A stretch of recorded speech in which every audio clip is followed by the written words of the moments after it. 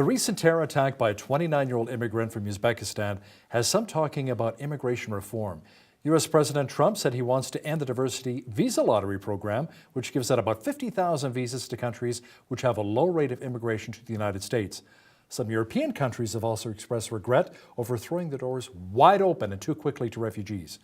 Joining me now is our Bridge City News commentator, Paul Arthur. Paul, now there are genuine refugees who really need our help, and then other ones who may need to be vetted a little more carefully.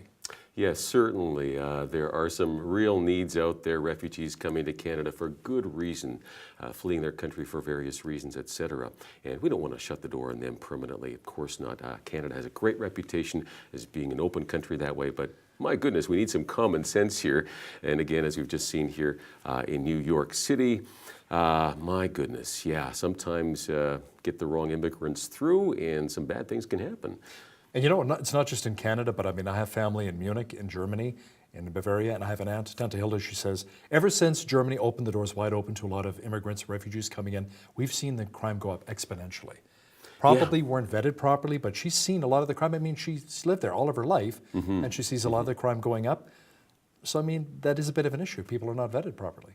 Yeah, exactly. And it's not that, again, your aunt is, racist or so forth. I mean, these are just regular people saying, hey, we're observing some serious problems with some of the immigrants that are coming through who haven't been correctly vetted. So how do you do this, right? So again, Trump saying he's going to end this diversity visa lottery program. Interesting program, by the way. Essentially, you have these 50,000 people coming in from other countries that are typically not sharing the similar values with the U.S. So you don't have Canada on this visa lottery list. You don't have Western European countries on there, that sort of thing. Mexico's not on there. These are countries like the Congo or Uzbekistan, right? And of course, you can get some. I guess some strange immigrants coming in sometimes if you don't process it on a merit-based system. If you're just doing, and that's what it sounds like to me, if you're just simply filling some number quotas, so right, to make yourself look good or make yourself feel good as the country of America, there's a problem there. And again, potentially you're going to let through some bad eggs. And and that was a big concern as well, especially with the Conservatives, when a lot of these immigrants, refugees that came to the United States were crossing over into the Quebec border. Were they really vetted properly in the United States? I mean, were the jihadists posing as refugees? Now they're setting up shop in Canada. We're welcoming them with open arms, setting up the tents, food and water. I mean, many are refugees who need to seek shelter, but you're usually fleeing a country in peril, or you're being persecuted. The United States is fine. I mean, you're not fleeing a country in peril there. This does not fit the description. Doesn't matter how you feel about Trump. He's not a dictator in that sense, where people are being tortured and so forth, persecuted for various reasons. So yeah, you have to scratch your head, say, why are we letting these people through just carte blanche?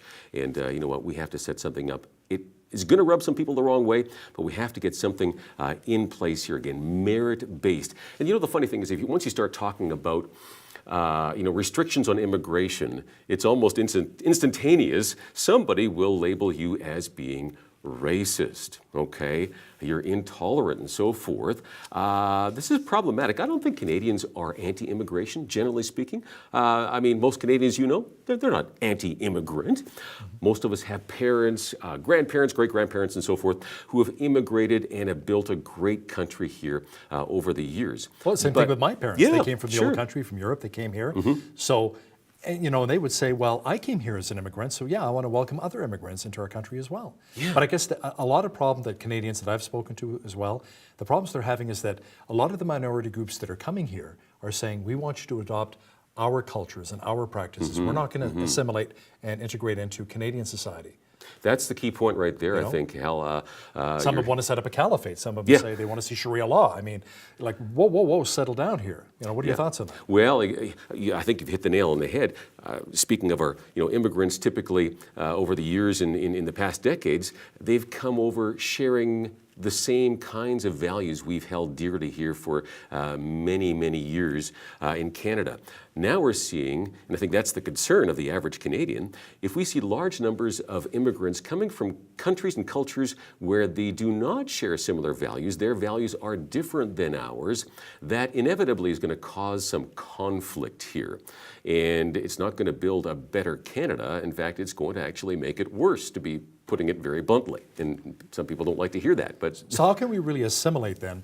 And instead of a clash of cultures, let's celebrate each other and our cultures. Because I know, I mean, I belong to a church, and there are Right. 77 nations represented, hanging from the rafters, the Yeah. different flags, and we celebrate a missions banquet, food from all over the world. So it's wonderful learning about different Oh, cultures yeah. and experiences. So how do we assimilate properly? Well, you see, I don't think we need to assimilate in the sense that people need to stop eating their cultural foods or whatever. No, that's great. Bring it along. We love to, hear what kind of music you bring with you from your culture and so forth, and different types of, dress and food, whatever, these kinds of things, dances, whatever it might be. Great. It makes us richer as a country.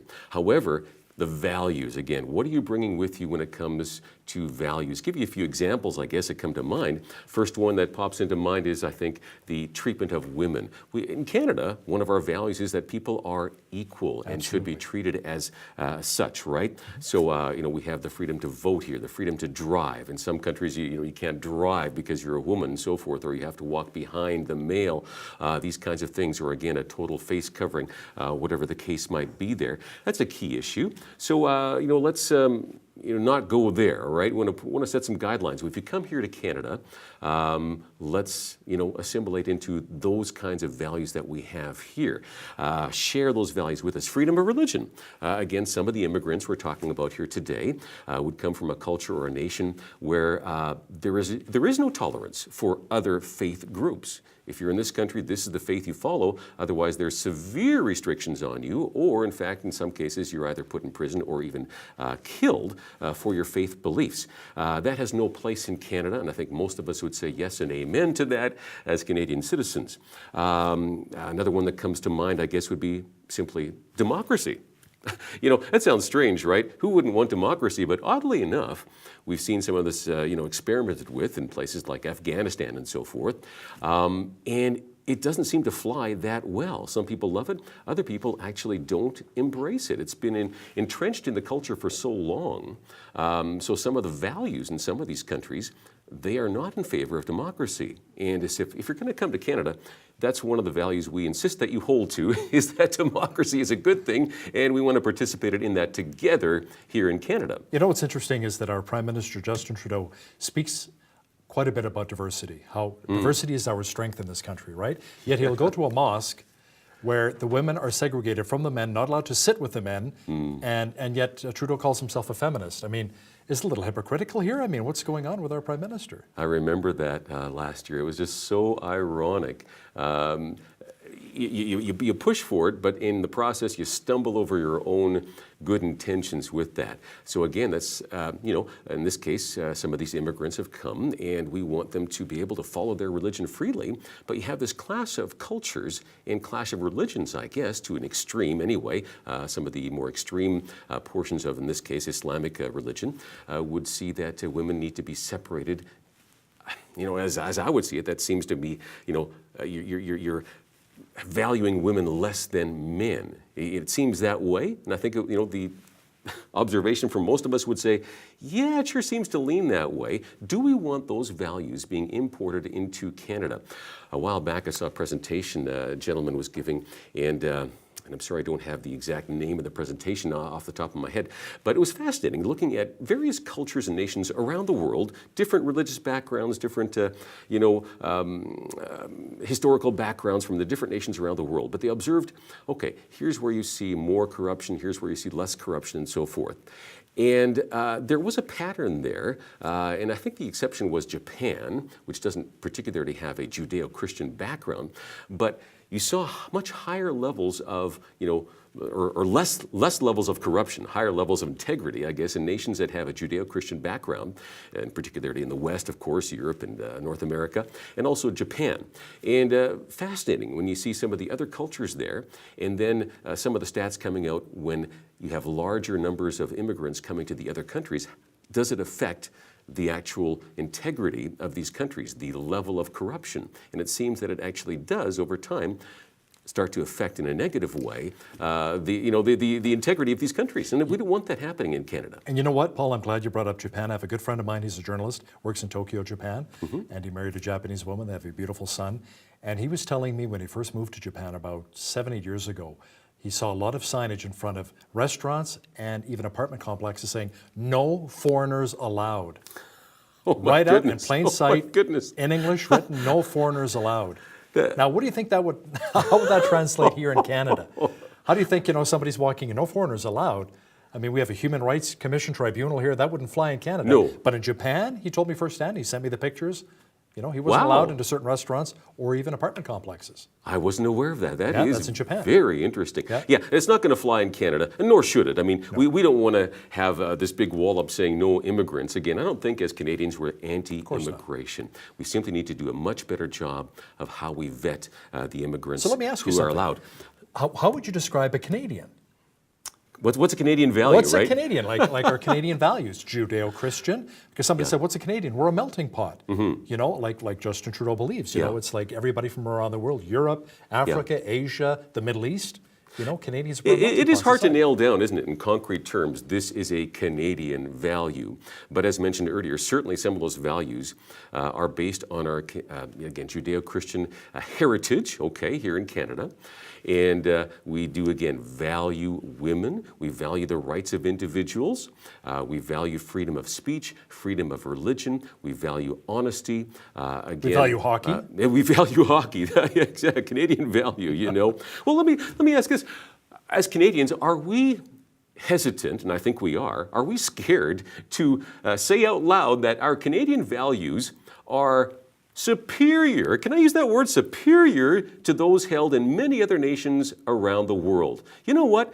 Think about it, right? If we take a look at Is that nations arrogance like, or is that I think patriotism? it's just simply Is it being factual and it's patriotic as well. But look at Somalia, right? For example, or maybe Pakistan. Go around, you get all kinds of nations you can list here, okay? And do we have better values than North Korea? For heaven's sake, yes, we do here in Canada. We have much higher levels of integrity and value, And respect for human rights. Yes. There you go. Right. So we need to be proud of that and say it out loud and say we want to do our part to protect that, to keep that going, not to see that erode. So how do we do this, I guess, is the question. It's an Angus Reid survey. That was 2016. Almost 70% of Canadians agreed on this. Minorities should do more to fit in with mainstream society rather than keep their own customs and languages. So, how do we make this happen, right? And again, I know we talked recently about Bill 62 in Quebec, and I suppose that's a start, in some ways. I mean, there's some benefit to that as well. But, again, we talked about the vetting process. What can we do to make that better? Very interesting, the screening for anti-Canadian values, right? Remember this came up with Kelly Leitch in her campaign? Well, it's an issue with CSIS as well. I mean, a bunch of Canadians who left Canada, training in countries where there are a lot of ISIS strongholds, the Islamic State, they're training them. And then around 60 fighters actually came back, and where are they now? Is CSIS, Canada's security agency, have they got good tabs on? Do they know exactly where they are? Yeah, and should we be afraid? Well, I saw a very interesting article. I think it was the Toronto Sun. Lorne Gunter, a great columnist. I appreciate his boldness in coming out in some of these things. He was proposing. I'm trying to remember how he labeled it here. He was proposing that it would be an ideological quarantine.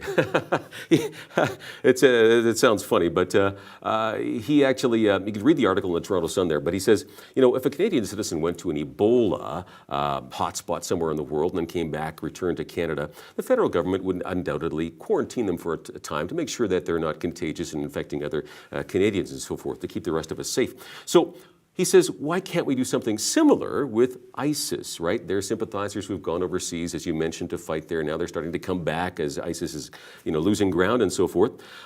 It is fascinating. So maybe a secure facility of some kind to observe what their mindset is. I know in the article he talks about, it gives a real life example of a guy who's come back and he is tweeting, he's blogging, he's on Facebook, suggesting, go and, burn the infidels, attack them, kill them. Is this something we want coming back to Canada? I think not. Let me ask you something. How about local domestic terrorism? Or maybe people who are radicalized here, should we plant spies in mosques that may be preaching, kill the infidels? They may be preaching Yeah, extremist values and ideologies. It is an interesting debate. I guess the downside to that would be then, for every other religion out there as well, whether it's a Jewish Christian, synagogue or a Buddhist, Christian, a church, whatever it might be. Do we want the government sending in spies to observe what's going on there and so forth? Well. And you know what? Many churches preaching against homosexuality, Yeah, exactly. which the government would have a problem with. Does that make us vulnerable to that as And well? for hate crime, right? Yeah. Maybe charged with a hate crime. You'd have to put some sort of limits on that. I would think again. Is there an imminent danger of somebody causing a real life terrorism type of attack? Then maybe there's a place for that. Okay, so, but I think you have to draw a line there somewhere as well. But again, in this case, Lauren Gunter talking about maybe, at least for a period of time, to make sure this person isn't a danger to Canada. Should we have a secure facility for some of these guys returning? It's maybe not a bad idea. It has some merit to it, I would think anyway. Paul Arthur, as per usual, thanks again for joining us here. You're welcome. Good to be here. Our commentator, Paul Arthur.